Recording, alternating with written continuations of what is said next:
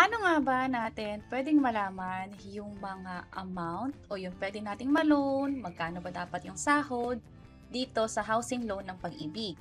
Puwede natin gamitin ang calculator para diyaan para sa mga estimate.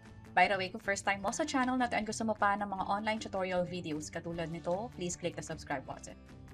Ito yung housing loan calculator ng Pag-ibig kung saan ibibigay nito kung magkano ba yung dapat na sahod mo para sa target mong loan. Halimbawa, may property kang tina-target at ang amount nun ay nasa 1.5 million or 2 million. Magkano ba dapat yung income para dyan?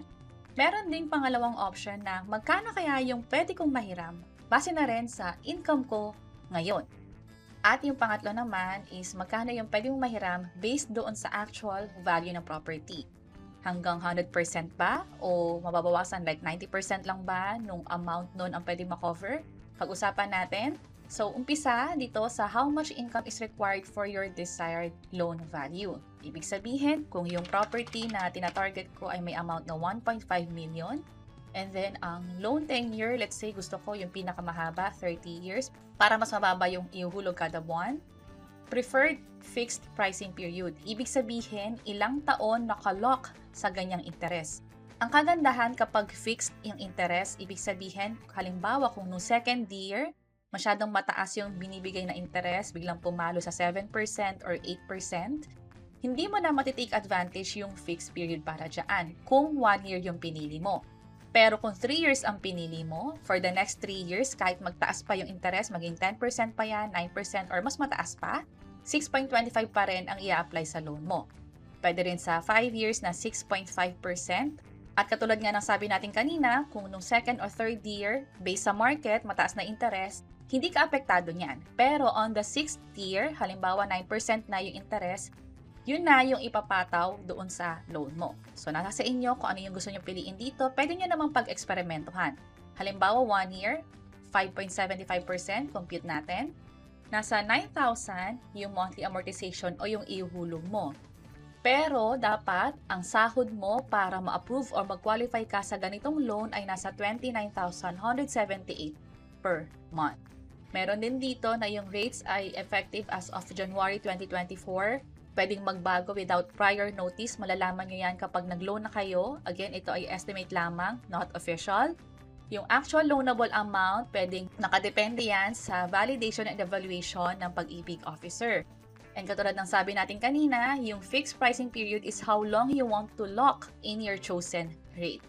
So ito yung sa 1 year na 5.75%, sa second year hindi na ganito yung magiging amortization, lalo kung nagbago na yung interest. Kapag naman finix natin to 3 years pero magiging 6.25 na yung interest, kanina nasa 9,100, ngayon nasa 9,500. So balikan natin, ito siya. And then sa 3 years, nadagdagan siya ng around 500 pesos. Kapag naman 5 years, nadagdagan siya ng 300 mula doon sa 3 years. So, pwede niyong paglaruan dito, 10 years naman, magiging ganito yung amount, naging 10,000 pesos na siya.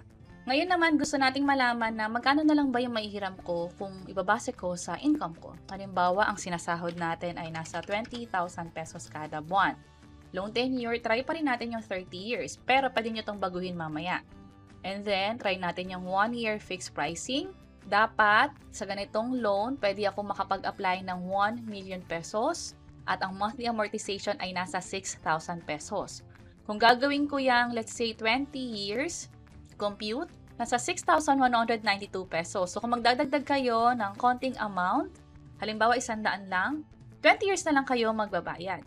Pero kung gagawin natin yung 20 years, 6,1 na yung monthly amortization, pero ang pwede mo na lang i-loan ay nasa 850,000 pesos. Kapag naman 10 years, nasa 546,000 pesos na. So, mas matagal yung tenure or yung repayment period, mas malaki yung pwedeng ma-loan dito. So, balikan natin yung first option nga pala kanina kung saan ang gusto kong i-loan ay halimbawa nasa 1.5 million. 30 years yung pinili natin, pero kung gusto kong gawing 20 years siya, paglaruan natin, sa ngayon nasa 9,091. Yung monthly na ihuhulog at ang income dapat ay nasa 29,000. Pero kung gagawin ko yung 20 years, Ngayon, nasa 35,000 na dapat yung income ko at ang ihulog ko nga ay nasa 10,000 pesos. So, kung 10 years lang, syempre, mas malaki yung dapat na sahod mo kung sakaling ito yung gusto mong i-loan. Kung babawasan natin, halimbawa, 500,000 pesos lang, especially kung magpa-renovate ka ng bahay, magpapa-solar panel ka sa inyo, ang kailangan na income mo ay nasa 18,000 pesos and in the next 10 years, ang kailangan mong bayaran ay nasa 5,600 pesos. Pag binago natin yung interest na nakafix sa 7%, ganito naman, 5,950 at ang dapat na sinasahod ng pamilya o ng mag-loan ay nasa ganitong amount, 16,600. Yung last na option is how much can you borrow based on the value of a property. Halimbawa, 1.5 million yung ilo-loan ulit natin. And then 30 years ko babayaran, fixed pricing mo na 1 year. Ang pwede ko ma-loan ay nasa 1.125 million. So, nasa 375,000 yung kailangan yung ilabas kasi nga hindi na-cover yung buong amount na ito. Gross monthly income niya dapat ay nasa 21,000. Pero kung 500 lang naman, yung gusto nating i-loan, tapos 30 years babayaran, pwede nating ma-loan ay nasa 375,000. Yung ilalabas natin is nasa 125K. So, dito pa lang malalaman nyo na yung gusto kong hiramin, nasa ganitong amount, magkano kaya yung mapapahiram sa akin ng Pag-ibig para dyan. So, pwede nyo itong paglaruan. Halimbawa, 20 years, ganito naman yung magiging values niya. Again, pwede kayong pumunta sa website ng Pag-ibig, that's pag-ibigfundservices.com/AC para sa loan calculator nila. Pwede mong i-check kung magkano ba dapat yung income mo para sa niloloan mo o magkano ba yung pwede mong mahiram based na rin sa income o sinasahod mo o magkano yung ipapahiram sa'yo ng Pag-ibig based na rin sa property value. And that's it. Sana nakatulong tong video na to. Kung pakiclick ang like button at para sa iba't ibang mga tutorial videos, pwede nyo i-check ito nasa baba. Sana makatulong and see you sa mga next videos. Bye-bye!